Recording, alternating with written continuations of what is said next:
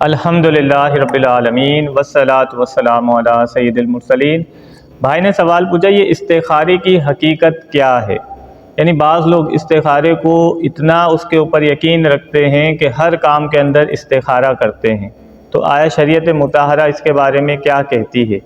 دیکھیں استخارہ کیا ہے، اس کا اگر لغوی معنی دیکھیں تو معنی ہے کہ خیر کو طلب کرنا، یعنی انسان بھلائی طلب کرنے کے لیے استخارہ کرتا ہے،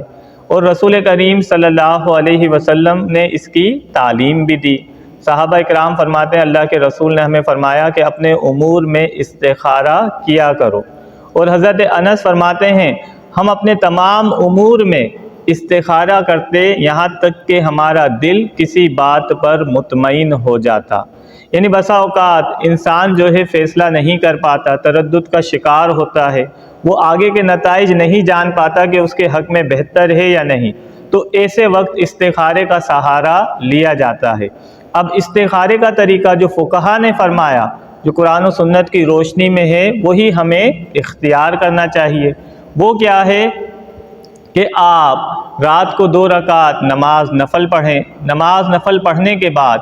آپ دعا کریں کہ یا رب یہ معاملہ اگر میرے حق میں بہتر ہے تو مجھے اس کے ظاہری علامتیں ظاہر فرما دے، دکھا دے، تو انشاءاللہ آپ کو اگر اچھا خواب آ جائے، یعنی کوئی سفید چیز آ جائے یا گرین چیز آ جائے، کوئی ہری چیز نظر آ جائے، تو یہ ایک اشارہ ہے کہ آپ یہ کام کر گزریں، اور اگر کوئی کالی چیز آ گئی یا سرخ چیز آ گئی تو اس کا مطلب ہے کہ آپ اس کام سے باز آ جائیں، رک جائیں۔ اب اس کا نتیجہ بسا اوقات 3 دن میں آ جاتا ہے، ورنہ فقہا نے کہا کہ کم از کم 7 دن میں اس کا نتیجہ ضرور آ جاتا ہے۔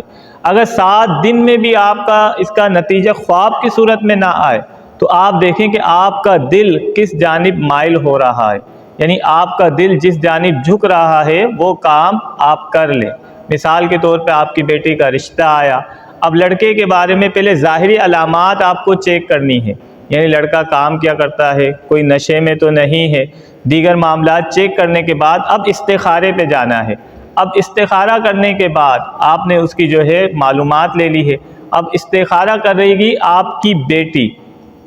کیونکہ اس کا معاملہ ہونا ہے۔ اب وہ بیٹی کو اگر خواب اچھا آ جائے تو وہ کام کر گزرے، اگر خواب اچھا نہیں آیا تو پھر آپ دیکھیں کہ بیٹی کی رائے کس جانب جھک رہی ہے۔ اگر اس کا میلان یس میں ہے تو یس ہے، اور اس کا میلان نو میں ہے تو منع ہے۔ تو در حقیقت یہ قلبی جھکنا ہے، جس جانب اللہ قلب کو جھکا دے، پھیر دے، اس رائے پہ عمل کر لینا، یہی استخارہ ہے۔